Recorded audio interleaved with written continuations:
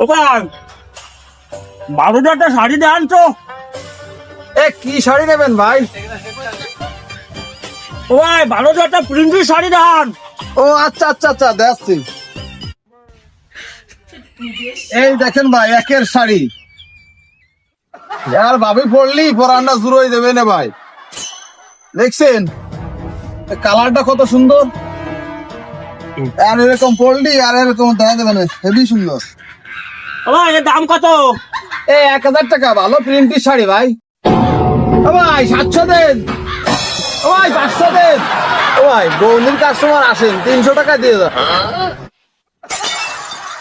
ও ভাই কি জন্য বলেন 300 টাকা দেন, ব্যাক করে দেন। না কানের ভিক খেলাতি যে আমার দেশ ফেরত চলে গেল। এবার সারা কাজ করে ভাই।